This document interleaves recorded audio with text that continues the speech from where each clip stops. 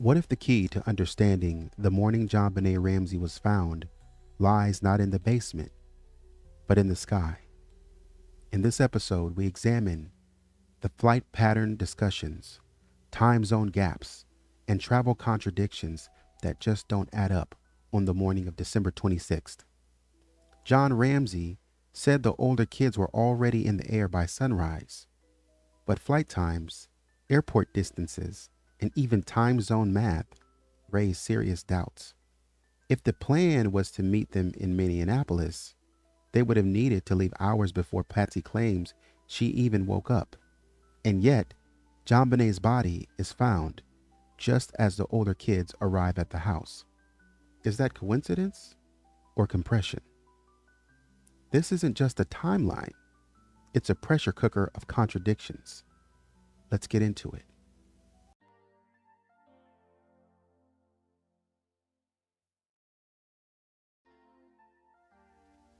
Want to say shout out to Alicia. Sorry, want to say shout out. I think that's correct. I want to say shout out to Alicia R. Johns, 3371. Appreciate the donation. Appreciate you sponsoring this video. Appreciate you for your support, and I thank you for being in the comment section, giving your opinions, and just being here with the community. I thank you so much. And yeah, man, I'm constantly blown away. By the love and support that I get. So I gotta, you can't run from it. You can't hide. I gotta give you a hug. So thank you for showing up for me in a big way. And I appreciate you. And I hope you enjoy this next video. So today, I'm going to look into this report that, or I've kind of tried to, type up a report that investigates the sort of timeline, the travel logistics, the potential contradictions surrounding the travel plans of John Ramsey and his family on the morning of December 26th of 1996. Just going to walk through this with specific emphasis on the whereabouts and movements of, John Andrew and Melinda, Melinda's fiance as well, Stuart Long, who is now her husband, as far as I'm aware of. He's a surgeon, cardiology, I believe.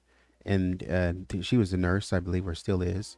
And the intended private flight involving the Beechcraft King Air C-90 aircraft. Particular attention is paid to flight durations, time zone differences, weather conditions, inconsistencies between the interviews, reports, and so on and so forth.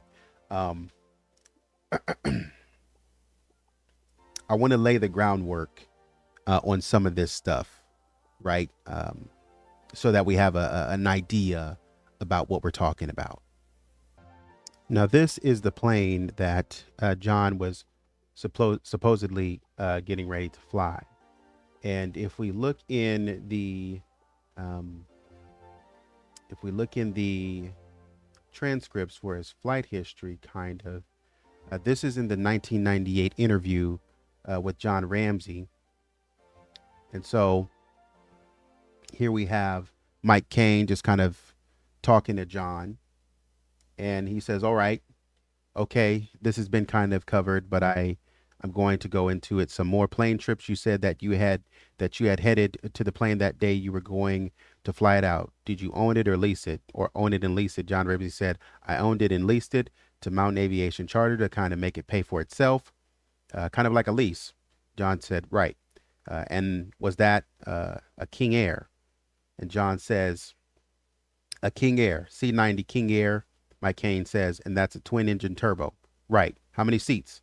It will seat uncomfortably, counting the pilot and 6 comfortably. And were there other planes that you owned at this time? I owned a Bonanza. I still do, which is a small single engine. A little bit of inaudible. Straight tail? Straight tail. Yeah, I bought it maybe a year before. Inaudible, who is another friend of mine, said, this is a great deal. Buy it for the summer and then sell it and not lose a dime. Was it here in Boulder, Mike Cain asks? No, it was in Jeffco that I bought it. So I think Jeffco is like, where they're talking about the airport is like 20 minutes away, Jefferson County.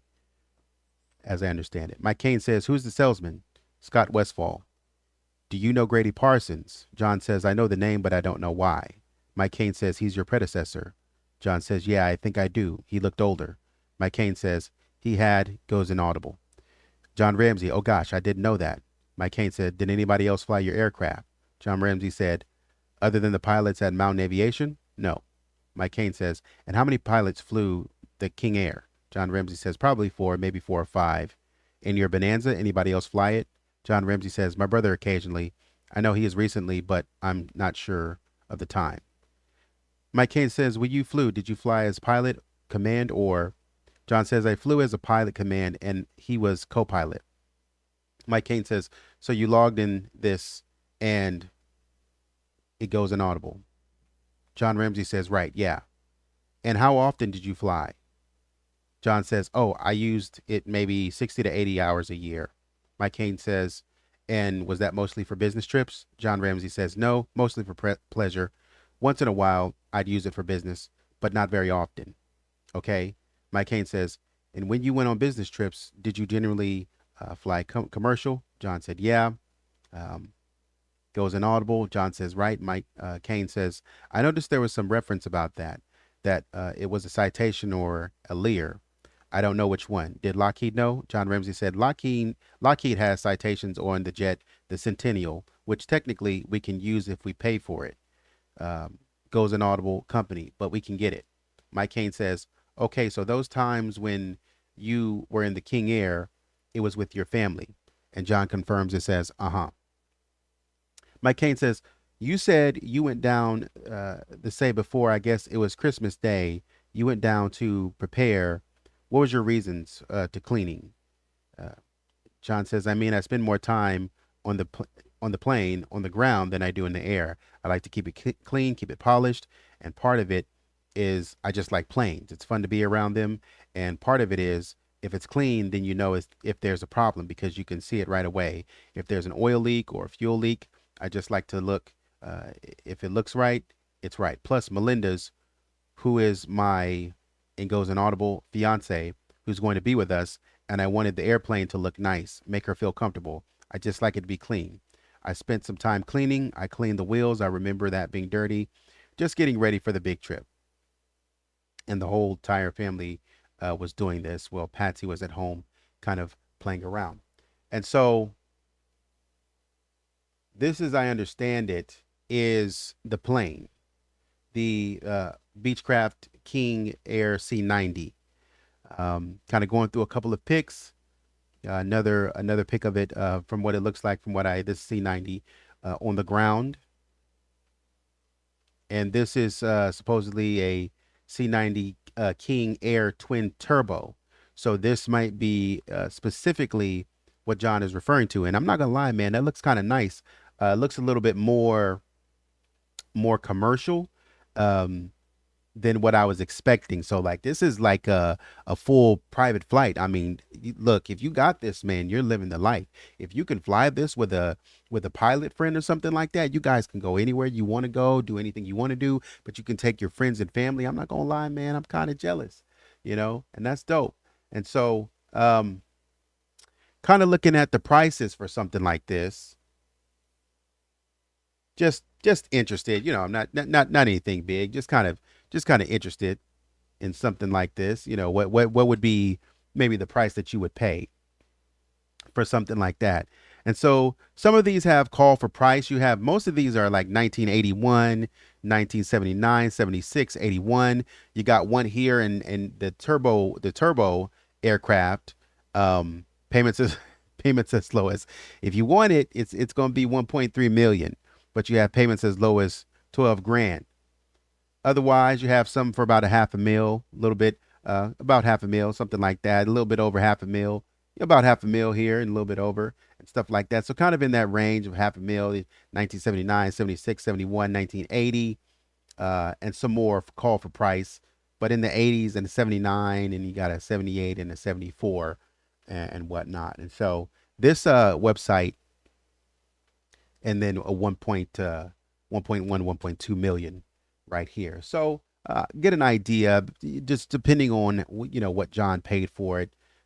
somewhere around there, 500,000, stuff like that. So, very interesting to say the least. And so I wanted to, like I say, I wanted to kind of use that as somewhat of a sort of preface to kind of going in here, and I want to continue kind of getting their specific perspective. So this is in 1997. John is kind of talking about it a little bit, not too much, but Thomas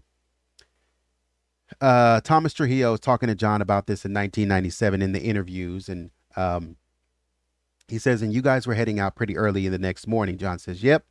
Um, about what time do you guys plan on leaving the house? Well, we intended to leave by 6:30 a.m. Now, this is Mountain Standard Time. Now, the reason I'm saying that is because it's about to get really confusing. I'm going to try to stay, you know, on top of it as much as possible, but it's about to get really confusing. Um, we need to leave by 6:30 a.m. and I believe this is Mountain Time because we are going to take off at about 7 a.m. Mountain Standard Time because it's coming from Colorado, and I believe Colorado. Correct me if I'm wrong. I believe Colorado is Mountain Standard Time. Um, we were meeting John and Melinda in Minneapolis, Minnesota. So the plan was to go to Minneapolis. They were both John Andrew and Melinda, and I think Stuart Long, which is Melinda's fiance at the time. They were all going to those three, Melinda, John Andrew, and Stuart. They're going to fly from Atlanta to Minnesota, and they're going to fly from Atlanta to Minnesota.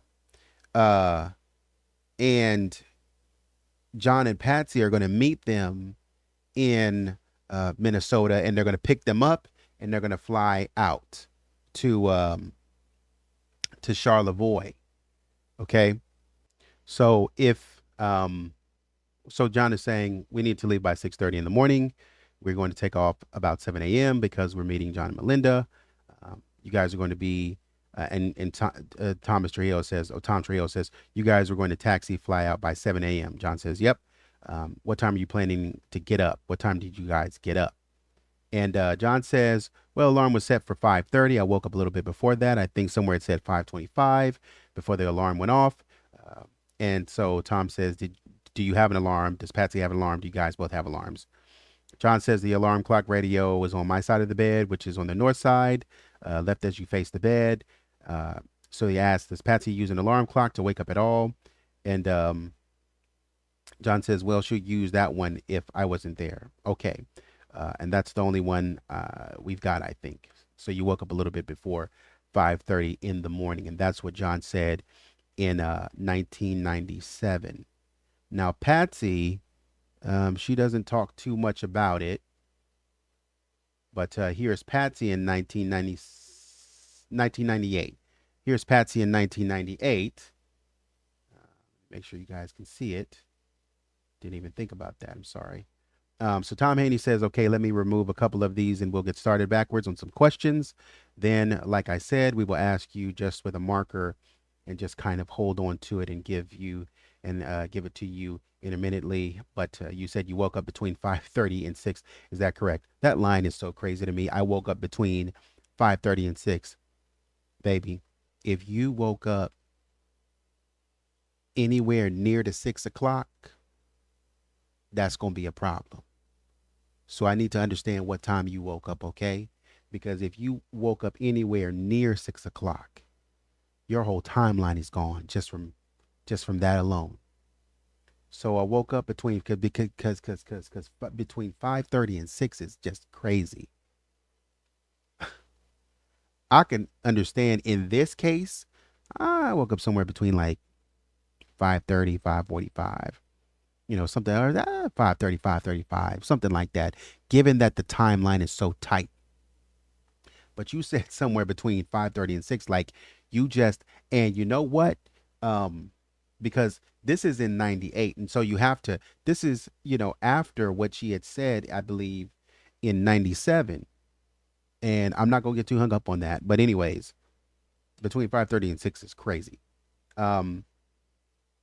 So you woke up between 5:30 and 6. Is that correct? And Patsy says, I would Tom Haney said, had you set the alarm, did you intend? I didn't see the alarm, or I didn't set the alarm. Patsy says it's on. And to be fair, John is, Tom Haney is asking this question. Patsy Ramsey says, I didn't set the alarm. John, it's on his side of the bed, and he always sets that. I was just thinking he wanted to take off at 7, so it means we had to leave the house about 6:30, and I usually get up about 45 minutes, half an hour, 45 minutes to an hour earlier to put things together. So if we need to leave by 6:30, I get up by 5:30. Um, and that makes sense. I actually didn't see this before. I'm actually just now reading this. But when I was trying to do my calculations, I said, she probably would have gotten up about 45 minutes to an hour ahead of time in order to get the kids ready on time, to get everybody ready on time. I do have a little bit of an issue, though, with her saying that. Okay, false alarm. Anyways, so we need to leave by 6:30 because we're going to take off at about 7 a.m. because we're meeting John and Melinda in Minneapolis. You guys are going to taxi fly out at 7 a.m. That's correct. What time are you planning to get up? Did you guys get up? Alarm was set for 5:30. Woke up before the alarm. Patsy didn't use the alarm clock. So on and so forth. According to Patsy in 1998. I think.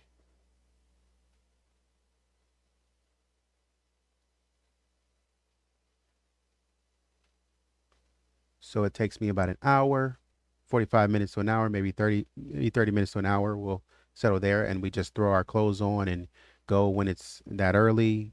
We had to leave at 7 because we had to meet Melinda and John Andrew. Normally, it doesn't matter whether you're 5 or 10 minutes late. You're not meeting anything. You are not on a schedule, but we're trying to rendezvous, or we're rendezvousing. I like the S in that. Rendezvousing. But anyways, we were trying to rendezvous with them. They were flying commercially from Atlanta to Minneapolis. So we had to take off to meet their flight in Minneapolis. I'm glad you said that, Patsy. Tom Haney says, where in Minneapolis were you going to meet them? At the airport. Okay. Did you take a commercial or private? She says, yes, usually there is a commercial area, correct? Or did they take commercial or private? She says, yes, usually there's a commercial area, correct? So you wake up and you're not sure of the time. Did you happen to look at the clock? Not to the minute. No, sometime between 5:30 and 6. So Tom says, okay. And when you woke up, where was John? He was already, he had gotten up. I think he was in the bathroom in his bathroom. Okay. Did you see him or hear him at that time? And Patsy says, I don't think I saw him. I think I heard his shower. Okay. We're going to move to John in 1998. John's perspective in 1998. I think that's big enough. Okay. So he needed to clean up the plane, I believe. And actually, I think there's quite a few in here that quite a few times that John talks about Minnesota. Yeah, it looks like he mentioned it 12 times. And so the first time, Lou Smith says, now let's talk about Christmas Day a little bit more. Now you're going to be leaving for Charlevoix. John confirms. And tell us a little bit about the arrangements you were making then. Well, the plan, and so John says, well, the plan was to leave the morning of the 26th. I had an airplane at the time, and that was on charter through charter company run by Mike Archuleta, who was also a friend, become a friend. Mike was going to fly us that morning of the 26th from Jeffco to Minneapolis. We were going to get into Minneapolis before 11 a.m., and my older kids were going to arrive from Atlanta. And so they're going to get there before 11. and my older kids were going to arrive from Atlanta. So from Atlanta to Minneapolis, we were going to pick them up, and they'd go to Charlevoix. And we did it that way because Charlevoix was a difficult place to get to with airlines, and we were flying from Jeffco to Charlevoix.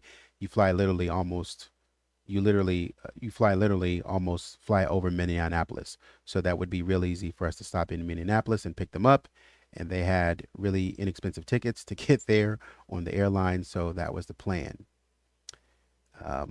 Then we're going to stay there for, I think it was till Friday. I forget the day the 26th was, but they were going to stay for a couple of days and come back to Boulder around Friday. And we were going to come back to Boulder around Friday. Then I think the next morning on Saturday, we were going to leave for this big red boat trip with just JonBenet, Burke, and Patsy and me. And that was a package deal. We had tickets on TWA, and that was all kind of pretty pre-laid out for us. So that was the plan. I had gone out to the airport Christmas Day to kind of tinker with the airplane and load some presents and kind of get preloaded because we're going to leave early in the morning. We had to be there. I wanted to be there when the kids arrive in Minneapolis. I'm glad you said that. Lou Smith said, what kinds of presents did you bring? John said, well, we were going to have a kind of second Christmas up there in Charlevoix for the big kids. And so we had their presents. We had a few little extra presents for Burke and JonBenet so they wouldn't feel left out. So I guess I kind of fussed around that for a few hours and then came home. Lou Smith says, where were those presents kept? Well, there were some presents in a little, what we call the butler's kitchen, but it was a lower level kitchen. There were some presents down there. In fact, I think I wrapped some Christmas Day to take to the airplane to get ready for the next day. I think those were, when did you have time to wrap gifts, my friend? Because you got up at 6:30 and maybe before 6:30, got up at 6:30, y'all cooked and did everything as a family. If you were trying to do it, well, maybe you're trying to do it for the big kids. And so it didn't matter. And so you wrapped while Patsy was cooking and then you left. Okay. So those were about like 6 of them, I think. Yeah, they're about 6. Okay.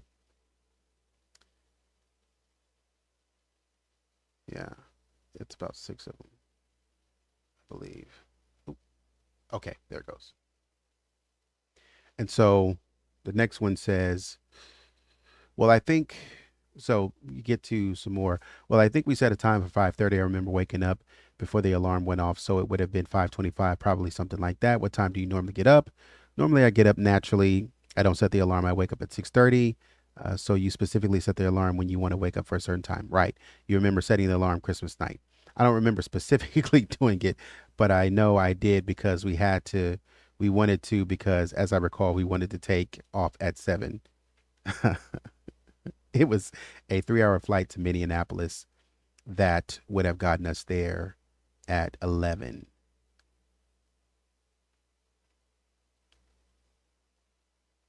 Yeah, it would have been at 10 o'clock your time, 11 o'clock Minneapolis time. I'm glad you said that. hmm We're right on track. That would have gotten us there at 11. The kids' flight, because I didn't read all of this before, but we're right on track. That would have gotten us there at 11. The kids' flight got in at 11-ish. And so he's talking about Minnesota time. That's about right. If you leave at 7 Colorado time, you would be there at 10 Colorado time, because it's like 3 hours to 3.5 hours is what I figured. From what I saw, it's like 3 to 3.5 hours, just depending on the weather conditions. So you would have got there about 11:30.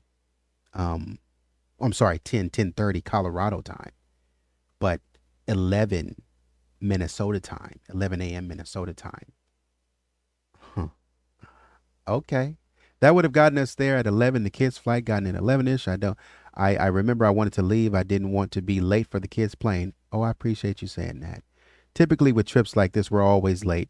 Uh-huh. Well, you're really late today. We would need to be there at 7 and we'd get there at 7:30. I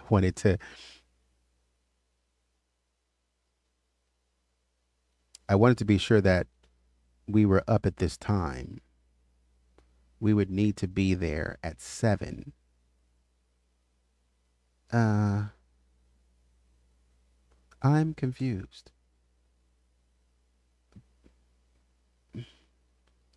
You needed to be there at 7. Get there at 7:30. I want to be sure that we were up at this time. You're saying that we needed to be there at 6. That that can't be right.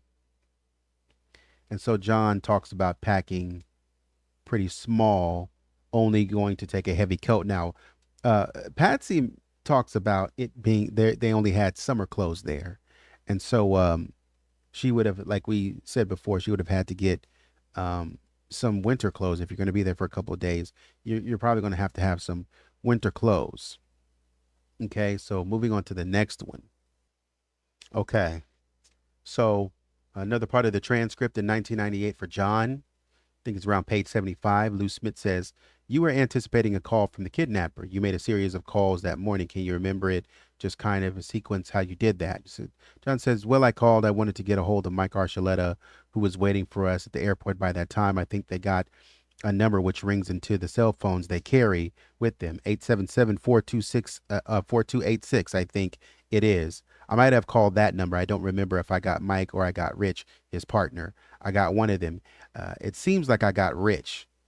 Lou says, "And when was that call made?" John says, "Well, it would have probably been maybe 6:30 or 7, I guess, because I think he was waiting for us. My older kids at that time had gotten on their plane to go to Minneapolis. So there was no way I could. So I wanted to enlist Mike's help to get in touch with them. He volunteered to go to Minneapolis and pick them up. I didn't want him to do that, so I just asked him to get a hold of them when they got to Minneapolis. So he took care of that. And when I called Rod, office, he was my stockbroker and friend, to get the money together. And that was probably fairly early, around 7:30 there. 7:30. I think he was at his parents' house in Mississippi. I think he was at his home, getting ready to go to his parents' place in Mississippi, or he was in Atlanta getting ready to go to Mississippi, or he was at his parents. Um, I don't know which it was, but I was trying to get a hold of him. John Fernie was there, had a friend who was ahead of a bank at Boulder, and so John kind of took over that role, getting the money together. Then Rod called, and I basically told him what was going on. Called back before uh, he called back several times, and every time the phone rang, my heart would stop. And they arranged to just give me a credit line of $100,000 or whatever it was, 120. And then John arranged with his bank to withdraw $118,000 against my Visa card. And I remember John going back to work on them, or bank to work on them, so that it seemed like later in the morning, probably later in the morning, like 9ish, 8ish, 9ish, somewhere in that region. Guys don't remember time very well. But John was going to use your credit card at his bank, and you got a line of credit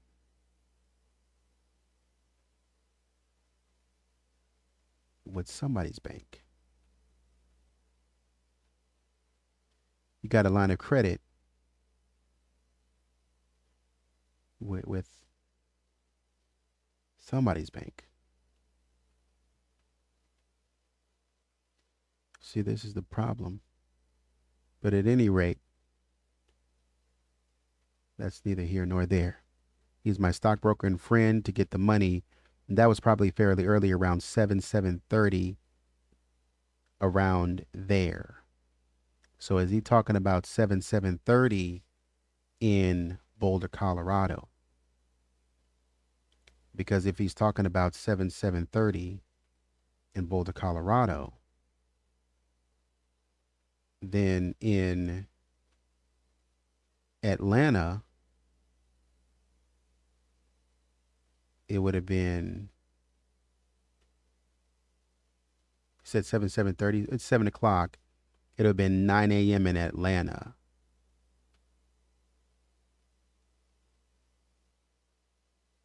It would have been 9 a.m. in Atlanta. And he says he made a call maybe between 6:30 and 7 Colorado time, I'm assuming. And if he made a call at 6:30 Colorado time, it would have been what time? 8:30 in Atlanta. 8:30 to 9 o'clock. If it's 6:30 to 7, that would have been 8:30, 9 o'clock in Atlanta Eastern time. 8:30 to 9. Okay. If I'm correct, I think so. And if that's the case, it would have been 8:30 in Atlanta. If he called at 6:30, he's calling Mike, because I think Mike is also in Colorado with him at the time. Mike is the co-pilot, going to be waiting. And so 6:30 to 8:30 a.m. Okay, he's at 6:30 to 8:30, and Mike is the co-pilot. Okay, so Boulder would have been 6:30 a.m. It would have been 8:30 in Atlanta. And it would have been 7:30 in Minnesota. But if he would have called at, between 6:30 and 7, so it would have been 8:39 in 8:30 or 9 o'clock in the morning in Atlanta, and it had been 7:30 or 8 o'clock in Minnesota. And this is when he said, my kids had gotten on their plane to go to Minneapolis. So there's no way. So that can mean several things. That can mean that the kids had just gotten on the plane at 8:30 in the morning, which anyways, at 8:30 in the morning.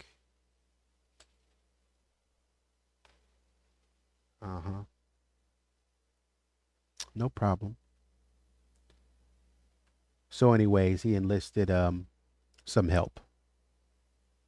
So then later on, page 95 of the transcript, you stayed in the house until, do you remember what time you left the house? John Ramsey says, well, I'm always been messed up on my times, but we were leaving the house at a time when my older kids pulled up in a taxi cab, and they would have, my recollection is that was around 1 o'clock.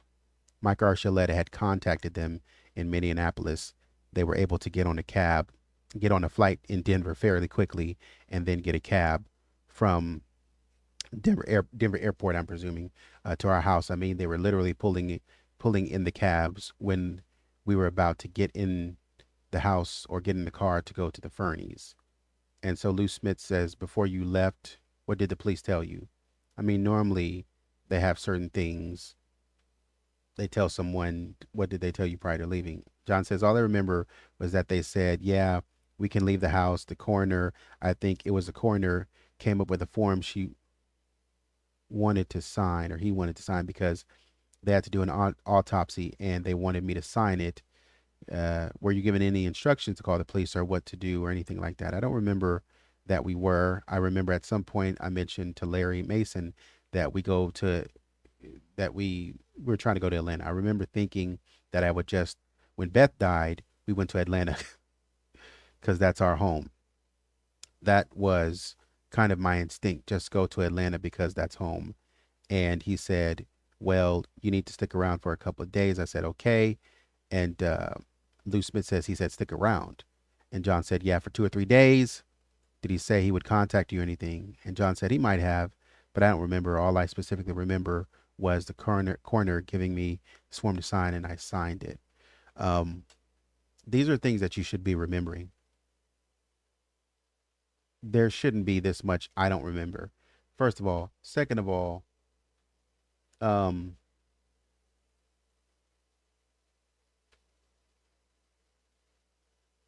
yeah, they were what? Beth died in Chicago. She got in a car wreck in Chicago. And so they needed to fly her to Atlanta. Um, and you weren't flying to Atlanta because that's your home. You were flying to Atlanta because you had bought a plot of land already in Atlanta to bury everyone. That's why you were flying to Atlanta, not because it was your home. And so it's not an instinct to go to Atlanta. It's because that's where the plot of land was for burying the kids and the family. And so the last thing in this interview before we move forward is all right.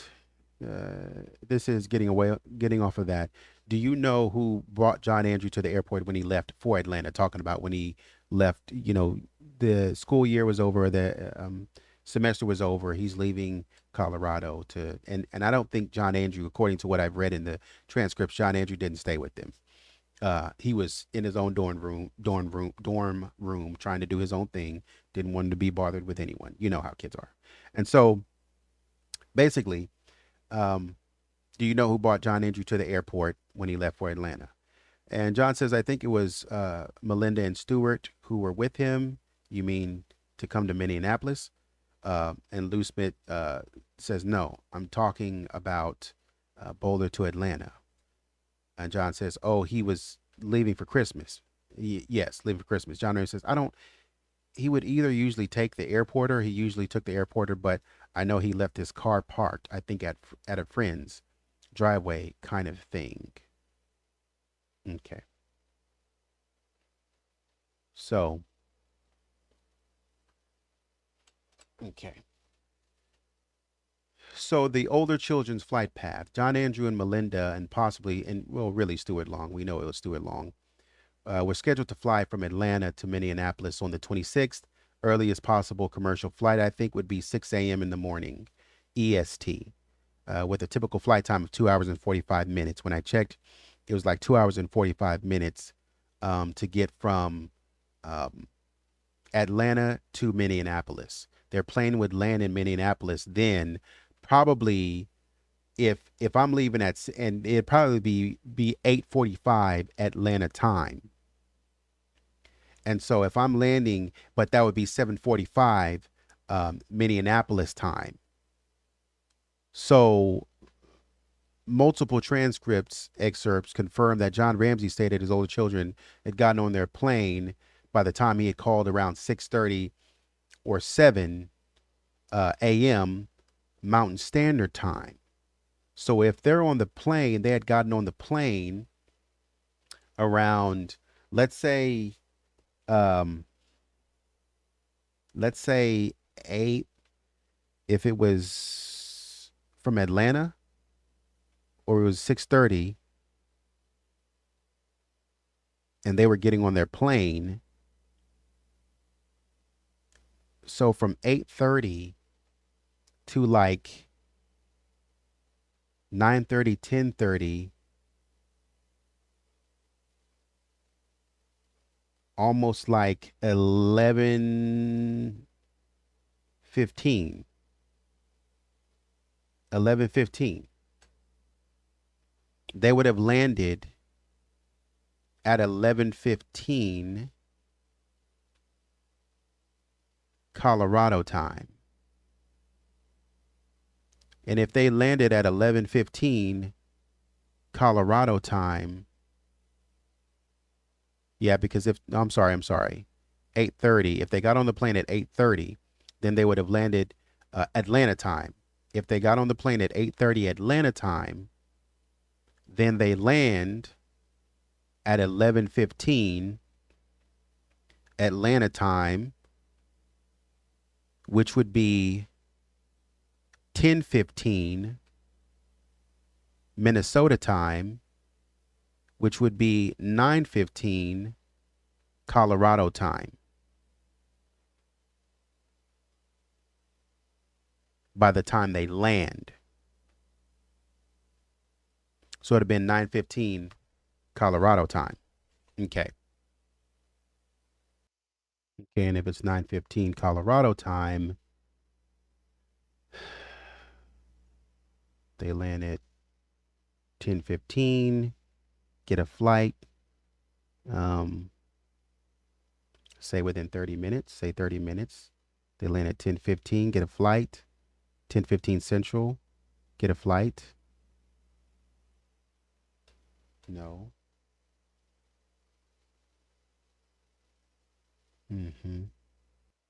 Okay, yeah, so if it's 10:15 Minnesota time, we're assuming that they left at 8:30, got there.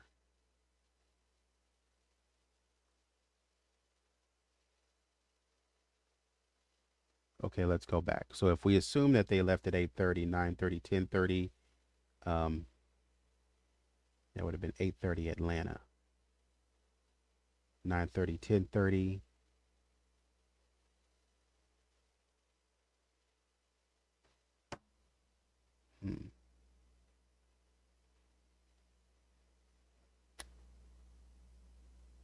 Okay.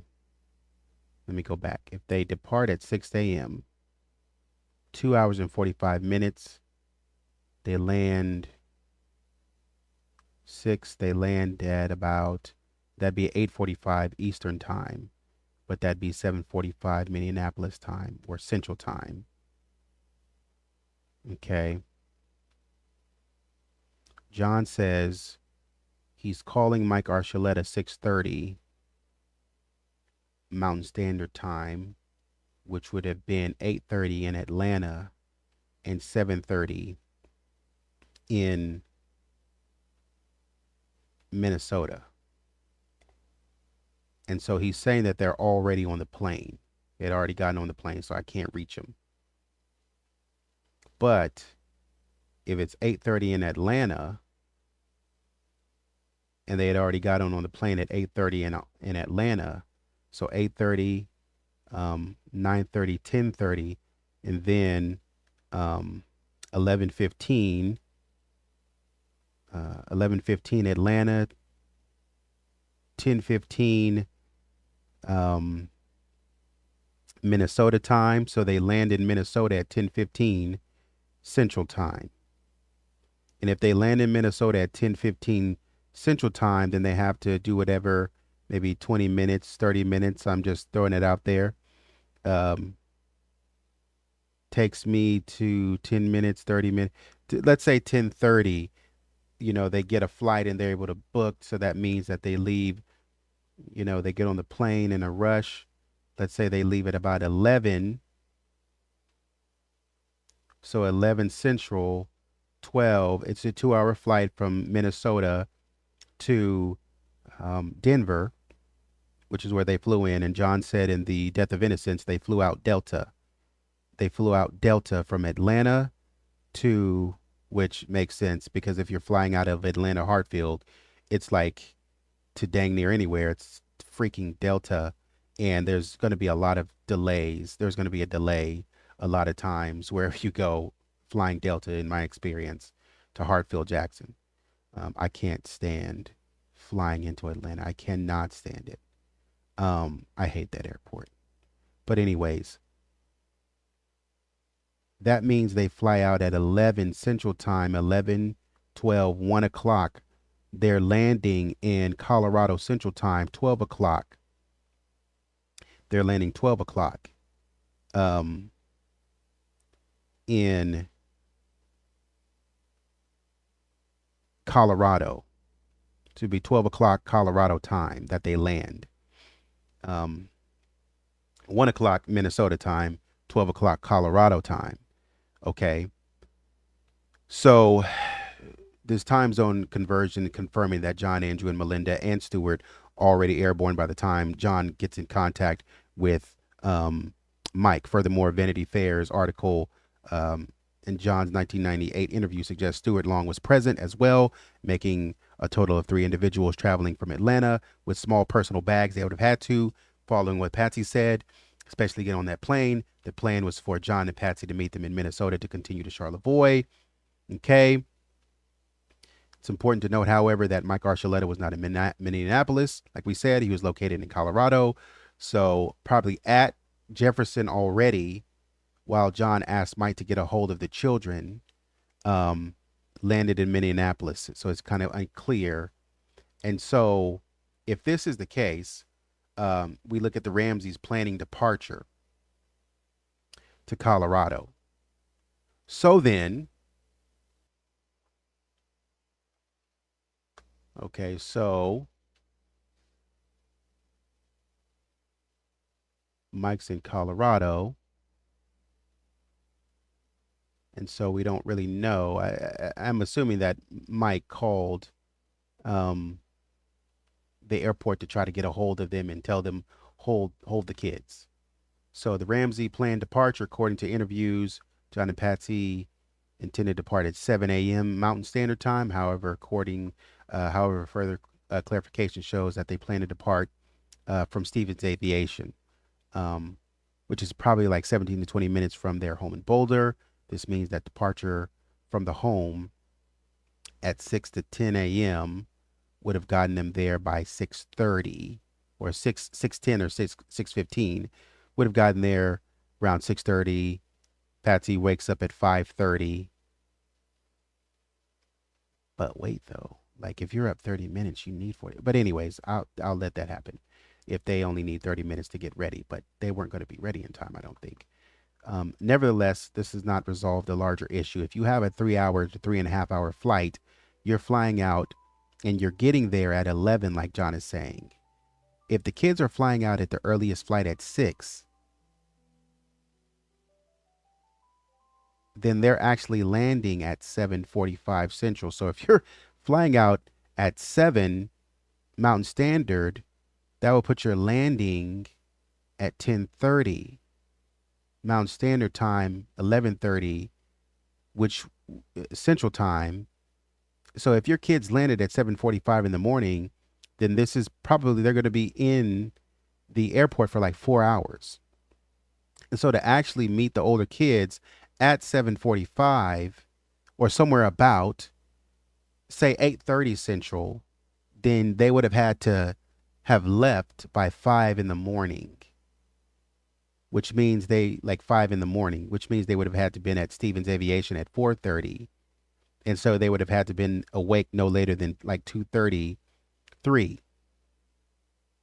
So if Patsy did wake up at 5:30, then it kind of supports the idea that the original flight was either delayed or fundamentally altered, because you would have gotten up late. But also too, I think this was their first winter trip to Charlevoix, and I think Patsy said something to the fact that they typically had summer clothes there. So even though they're going to pack lightly, you've got to get some winter gear, especially for Burke and JonBenet. So moving on to where I'm starting to run into some possible contradictions. According to John Andrew and Melinda, they arrive at the house around 1 p.m. Mountain Standard Time. And at the same time, at this time, Detective Arndt is asking John and Fleet and John Fernie to research the house, according to police reports. And within like 5 minutes, the body is found. Like within 5 minutes. And that's funny. If your kids are pulling up at like 1 o'clock, supposedly, and you find the body within like 5 minutes, then the kids are like outside. But if you're downstairs at 1 o'clock looking for your daughter's body, then that would mean the kids would have to be inside. I don't remember them being mentioned in any police report as coming or being pulled up. Linda would have, and maybe I need to go back and read the police report, but Linda would have like probably that it probably been because Linda was detailed. Linda was the detailed one. So Linda would have probably documented that in her police report, but I don't remember it being documented that the kids showed up. Correct me if I'm wrong, but I don't remember that. Um, Whatever. And I don't feel like going back and looking right now. But correct me if I'm wrong, but I don't remember Linda or anybody documenting that the kids showed up at 1 o'clock. I think at 1 o'clock they were kind of still in the throes of trying to find JonBenet, and Linda was like, "Go down and find JonBenet." And then within 5 minutes, this is what happened. And so if the older children arrived at 1, why are they not mentioned in the police report for discovery? And why does John state that they were about to go to the Fernies at 1 o'clock, just as the children had arrived, while police say that he was still in the house and being directed to research? That's my problem. That's one of my big problems. Mike Archuleta normally co-pilots with John. He was going to fly them out, and I guess he was going to, you know, stay in Minnesota, and then no, no, no, no, no. So he probably was going to go with them and take care of JonBenet, or whatever. Uh, Take care of JonBenet and Burke, because he and his wife didn't have kids, so he was probably going to go take care of JonBenet and Burke, um, and just kind of stay over, because that's, according to John, what he did sometimes. And so normally help fly. So he was going to help fly to Minnesota, and then John was probably going to take over to Charlevoix. So he was going to take that 3 hours, and then John was going to fly the 2 hours, additional 2 hours.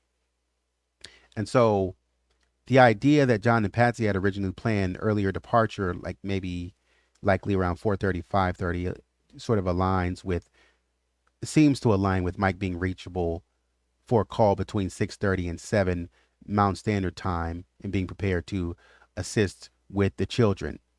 Now, and this is, I'm just kind of speculating at this point, logical flight time based on evidence. Older kids take off at 6, land at 7:45. John calls Mike at 6:30, and this is Eastern Standard Time into Central. John calls Mike at 6:30 in the morning Mountain Time, but it's actually 7:30 Central. They probably try to make contact with the kids. Maybe they call the airport and say, "Hey, we need you to hold these kids. We have an emergency. We have a death in the family. We need you to hold these people coming off Delta flight number whatever. Pay for some tickets to get them on another flight to come to Colorado." And maybe around like 8 or 8:15 in the morning, kids board the flight. Probably around, they get off the flight, they run through somebody, they jump on one of the carts. The carts take them to wherever they're jumping on, whatever flight, and they fly to Denver. They get on the flight maybe 9:30, and they arrive Central Time, and they arrive in Colorado probably around 11:30 in the morning Mountain Time, on like a two, let's say 11. They arrive at 11. So 9, so they arrive around 11:30. So if you say 9, 10, 11, because it's 1 hour behind, it would be 1 hour behind. So 9 o'clock, 10 o'clock, 11 o'clock, if that's the case, on let's say a 2 hour flight, 9 o'clock, 10 o'clock, 11 o'clock, they arrive. Well, hold on. Because if they fly out at 9 Central Time, yeah, if they fly out at 9 Central Time, then, okay. So I think they would, okay, so my time is wrong here. They fly out at 9, 10, 11, and they get there 11 Central Time, but it would actually be 10 o'clock in Denver. They take a 45-minute flight, or 45. It takes them about, from what I Googled, it takes about 45 minutes if you're in Colorado from Denver Airport. Correct me if I'm wrong, but from what I was seeing on Google Maps, it takes about 45 minutes to maybe like an hour or something like that. And I was trying to do it at every part of the day to go from the Denver airport. And let me double check again, to go from like the Denver airport to John's house. So Denver Airport, Denver International Airport, takes about 41 minutes I guess, this time of day, and that's with tolls and stuff like that.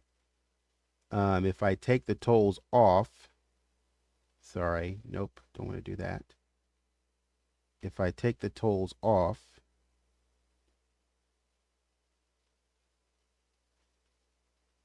then it changes by 1 minute. And so, and let's change the time. Departing the airport, so they're getting to the airport at 10 o'clock. Let's say around 10 o'clock in the morning, I think we're saying. Okay.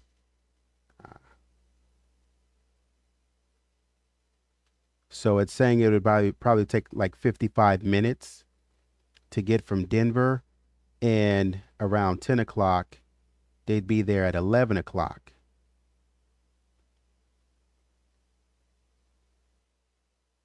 If they arrive at 1. And John, according to Vanity Fair, I think it said they were there around 1, I think. And John was saying that, and then Vanity Fair was saying that John told them that JonBenet had been found at 11. But I think Anne Louise from Vanity Fair was pulling from the transcripts, is where she was pulling from.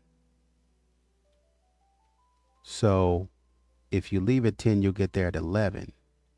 And John said 1 o'clock, so they had to leave later. But anyways,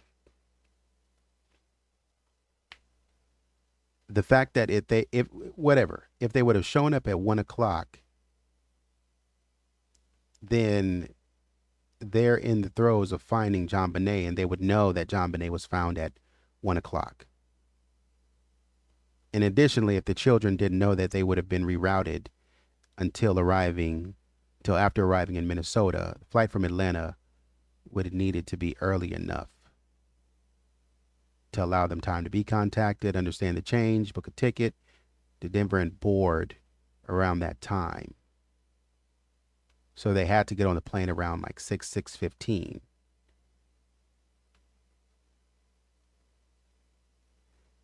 Let me look up some time. Let me see if I can find some times. Okay, so this is what I found. See if I can make it bigger. Detailed departure statistics. And this is, I went to this website, Detailed Statistics Departures, Bureau of Transportation Statistics, and I kind of pulled these up. Kind of pulled this up, and I said, hey, just trying to get an idea about scheduled departure times and actual departure times from Atlanta Hartsfield on Delta, December 26th of 1996, Delta Airlines, and I'm pulling from this. And so I just went in and I kind of did a couple searches, pulling from, kind of did the same thing, did a couple searches, but basically I came up with this. So flying from, let me see. So departing Atlanta on Delta and destination MSP, the only thing that I see of, and obviously this is the source, and let me make it bigger for you. Maybe that'll help. But this is, so I figure, because you have a 1920, you have a night. So this is later on in the day on the 26th. This is later. It's like 1 o'clock, departing at 1 o'clock. And this is at later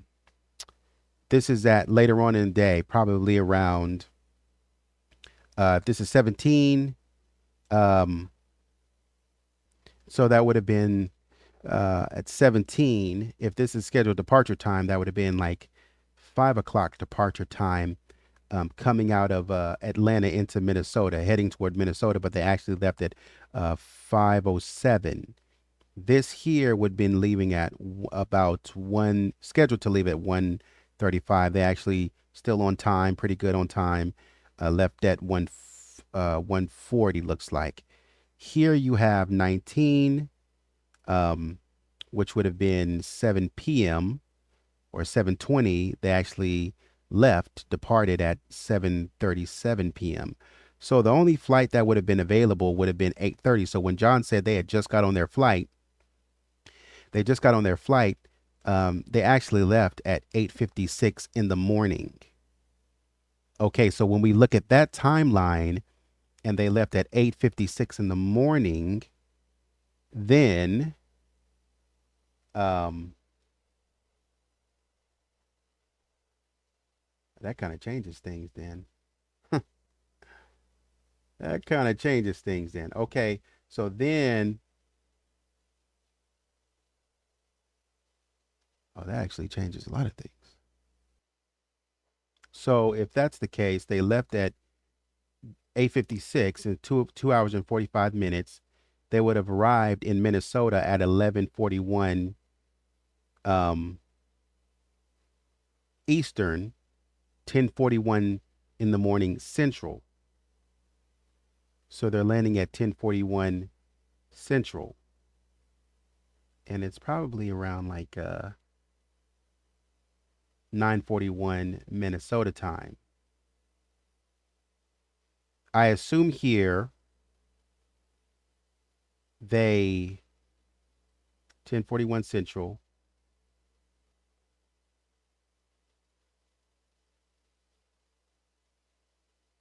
Yeah, if they leave at 8, basically 9, then they get here at 10:41 Central. I assume then that, somebody picks them up and takes them across, takes them somewhere. They basically, somebody calls and says, hey, we got some people with a death in the family. You need to let them off. You need to hold everybody, get to the gate, hold everybody steady. Okay. So they get to the gate to hold everyone steady. Then they need to find, is at 10:41. You got to get somewhere at, I'm assuming 30 minutes. Maybe John called and said, hey, here's some tickets for these people. Or maybe Mike said, hey, here's some tickets for these kids. Let them off the plane, have a cart waiting, and say, hey, get on this cart. We need to take you across the airport. And so realistically, in order to get there by 1 o'clock, they need to board around 11:15, 11:30, departing no later than 11:45 to Denver, which Denver is 2 hours away.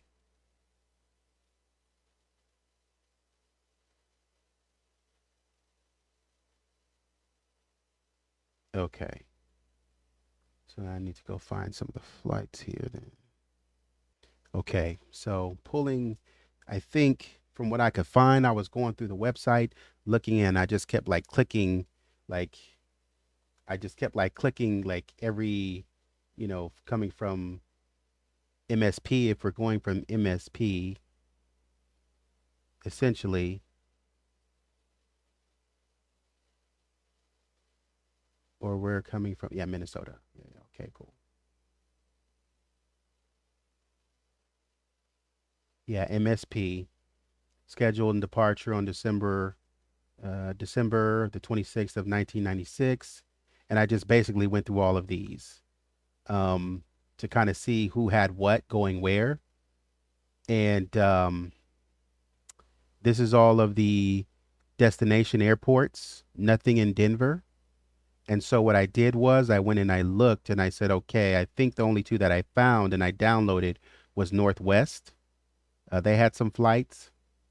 I think it was.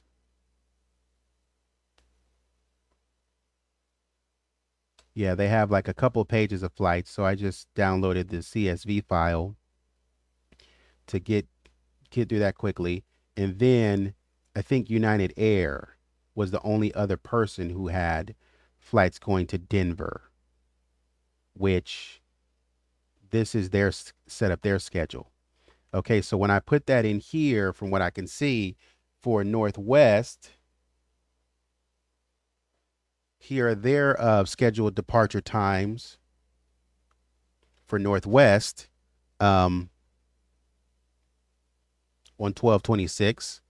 And so you got one at 740. So if they're touching down at 1041 Denver time, then these flights are gone already. This flight is going to be late. This flight is going to be late. This flight is going to be late. So the only flight would be like this one. So they could have done north, and this actually 1140, this flight actually took off at 12. So they have enough time to get there, and they have like an hour and some change to wait for this flight. Yeah. So no, they have about an hour to wait for this flight. And really actually and truly hour and 20 minutes, but until it takes off. But yeah. And then the only other flight that I believe I saw you have here. So if they're landing in at 1041, this is United coming in. So they have one at 1555, leaving Denver, destination to Denver, leaving it. So that's too late to leave. This is too early, too late, too early. And so the only one that they could have taken is like this one is what I'm seeing. They could have taken that flight, or they could have taken this flight. And I guess that's my issue a little bit, because if you took this flight and you left at noontime, you actually left at noontime, or doesn't matter if you left 20 minutes later, 20 minutes after noon. If you left at this time, then that's a 2-hour flight from Minnesota to Denver, nonstop. So 1 o'clock, 2 o'clock Central Time would actually be 1 o'clock at 2. So 2 o'clock Central Time would actually be 1 o'clock Minnesota. 1 o'clock Colorado time. So they would have gotten there at 1 o'clock in Colorado. Is the problem? They're 55 minutes away. They're 45 to 55 minutes away from Denver to 755 is what I was looking at. Yeah. From Denver International to at 1 o'clock, let me change it. No tolls. Departing from Denver International. It's not gonna work, man. 55, still gonna be 45 minutes to an hour and 5 minutes. So I'll say 55 minutes. When they leave Denver International, they land at 1, a little bit of taxing to like 1:15. They leave, they catch they get off. Somebody says, hey, everybody stay still. These people need to get up. We got a cart for you guys. And it's 5-10 minutes to get them to the front and have a taxi waiting. They hail a taxi. That's another 10-15 minutes. So we're up. Yeah, we're up to 1:30, 45-minute drive, 2 o'clock, 2:15 p.m. So they probably actually legitimately got to John's home. They actually got to 755 15th Street at like 2:15 p.m. is what it like would have been the earliest. And you can probably mark that 20 minutes later if they were to take United. So at 2:15, then it would have been 2:30, 2:35, or 2:35. Somewhere about that. Yeah, it'd been 2:35. 20 minutes later. Yeah, so in between, somewhere between 2:15 and 2:35 is when they would have actually arrived. So when John said they showed up at 1 o'clock, just when they were getting ready to go to the furnace, then that means that they would have probably been getting ready to go to the furnace around 2 o'clock. And that makes more sense because that would have given you time to get up off the floor. The police tell you, hey,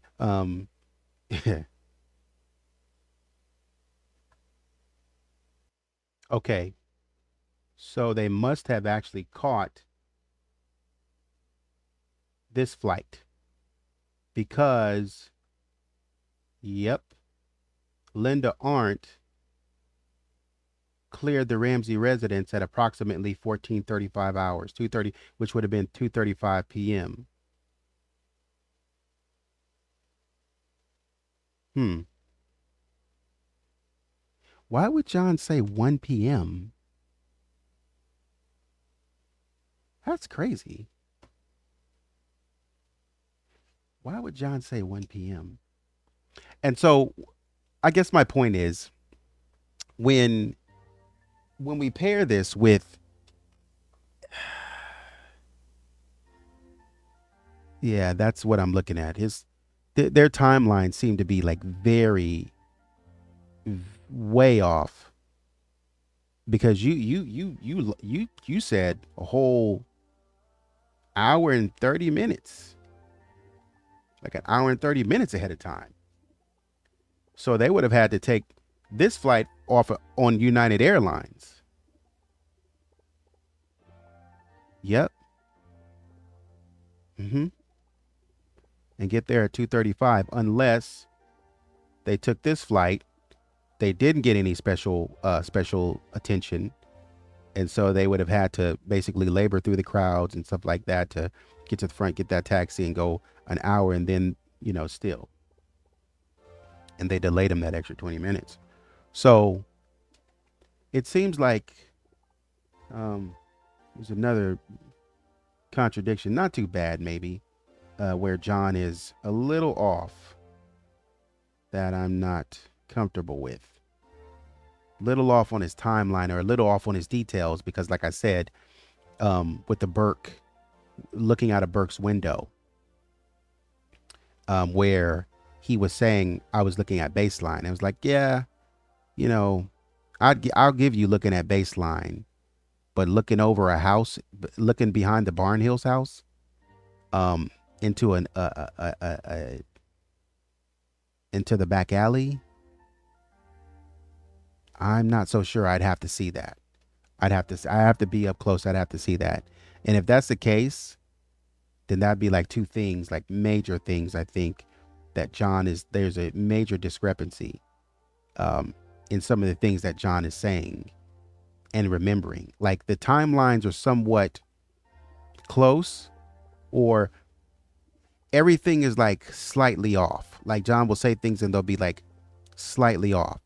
The timeline keeps getting shifted like an hour or some change. Like when they said, oh, earlier on in the time, they said, oh man, we were there at 10:30. Like even in the earlier interviews, I think Patsy said she was in bed like 10:30. And then John said 10:30, 10:40, which would mean that you guys went up, put JonBenet to bed, and at like 10 o'clock or something like that. And then Patsy was upstairs getting ready for bed.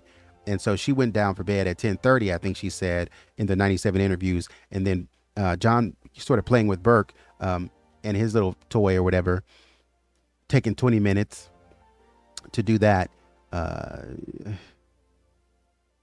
And I think in 97, John did say he read her a story. And I was like, she's knocked out. Why would you do that? That's probably not true. You get up to bed. You put JonBenet to bed and you go back downstairs. Patsy's changing her. She gets that done. She goes upstairs, 10:20, late, gets dressed, does everything, gets undressed, gets in pajamas, lays down at by 10:30. And then John plays around with Burke, puts her to bed, lays her down, and lets Patsy do her thing about 10:05 or something like that, or about 10:10. Pull up at 10 o'clock, get down at 10:05 or something like, get in there at 10:05. Lay her down at 10:10, go back downstairs, 10:10 to 10:30. Patsy's already in the bed. 10:30, you're brushing your teeth, you're taking your melatonin, and 10:30, 10:40, you're upstairs doing your thing and stuff like that, trying to read a book a little bit and whatnot. So that seems closer to it. And then Burke gets up, as he says, 10:45. Well, he's not saying this, I'm just speculating, but he gets up after John goes to sleep, 10:45, 11, something like that. We see that JonBenet uses the restroom through the night, and then so on and so forth, possibly. So, but later on, when they come back and they say they move it up and they say JonBenet was in bed by 9:15. One of the things that kind of throws me off is that they started saying that they left Fleet White's house about 8:30, 8:45. And it's like, well, it had to be 8:30 because you were at least out of the house at like 8, you were at least from stopping in between the two places. That was about 20 to 25 minutes at least, stopping at those two places and talking. So if you would have left at 9:45, 10:45, say 10, no, it was 20 minutes, the first one, 24. So, and then, so yeah, that'd have been 9:15 just from talking between the two people, the Walkers and the Steins. That'd have been 9:15 just from talking. That's not even travel distance. That's just from talking. So you'd have probably gotten JonBenet in the bed about 9:30, according to that timeline. And so based on when you probably actually left, you stayed around talking. And that's why you say you probably originally you got home at like 10, you originally got home at 10 and so on and so forth. And it's possible if you left the party at 8:30 and got home at like 10, then you spend a little bit more time talking than what you said. And maybe JonBenet wasn't asleep. Then maybe she was still awake, and maybe she fell asleep at probably one of the houses, like one of the last houses.